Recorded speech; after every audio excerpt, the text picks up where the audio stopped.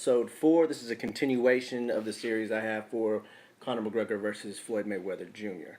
So we're just going to jump right into it. On my last episode, I discussed briefly about the emergence of the cocky fighter and how we like to see this type of thing happen in boxing nowadays.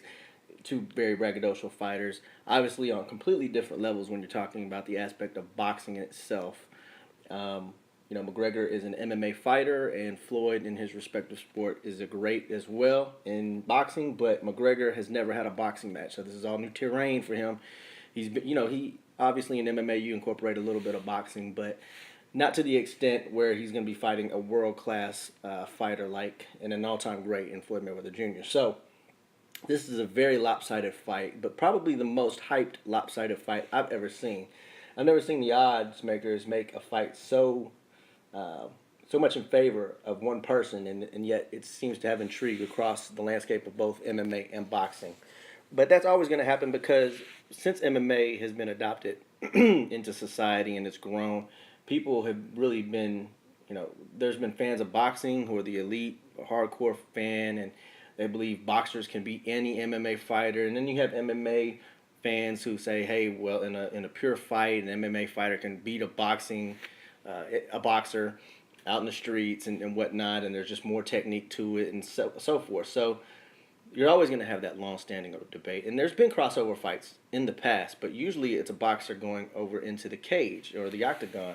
We saw it happen when we saw James Toney fight Randy Couture a few years ago. He took on that challenge, and he ended up getting choked out by Couture.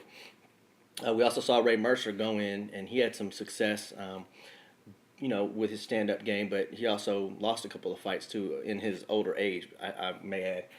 But never have we seen a prime MMA fighter coming into...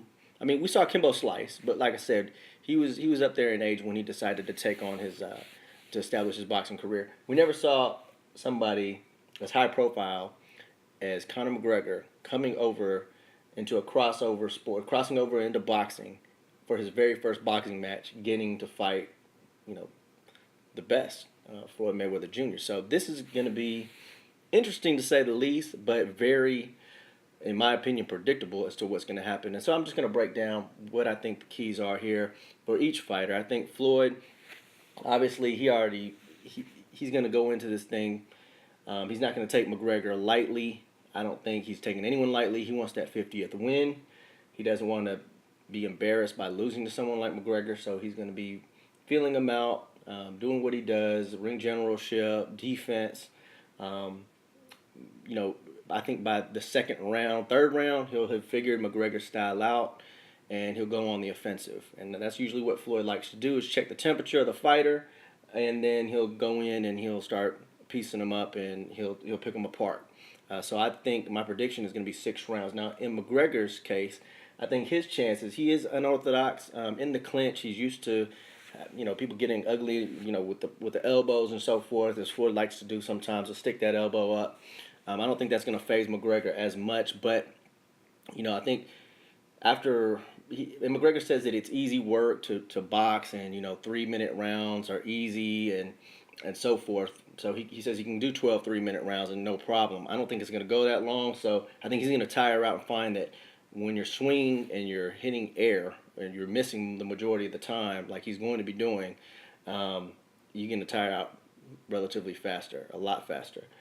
And so I think McGregor's going to get frustrated. Probably about the 3rd round, he's just going to start getting beat up by the end of that round, and by round 5, he'll be getting knocked down. Round 6, it's going to be over. Whether it's his corner that stops the fight or whether it's Floyd that just knocks him out. Look for this fight to go 6 rounds. That's my prediction. Everybody be sure to make sure you subscribe to YouTube, our YouTube channel, Die Hard Boxing. Also to our Twitter account, Die Hard Boxing 1, and Instagram, Die Hard Boxing. Of course, many of you are in our Facebook forum, both Die Hard Boxing VIP and Die Hard Boxing Public. So make sure that you subscribe, follow us, and when we get to 100 subscribers on YouTube, we're going to start raffling off some shirts and hats and do some really cool giveaways. We also have the upcoming trip that we're making on August 10th and 11th to the Nevada Boxing Hall of Fame. So we'll be able to get some good interviews there. Forgive me for that. There we go.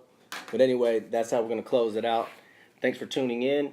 Until next time, protect yourself at all times, and we'll catch you in the next round.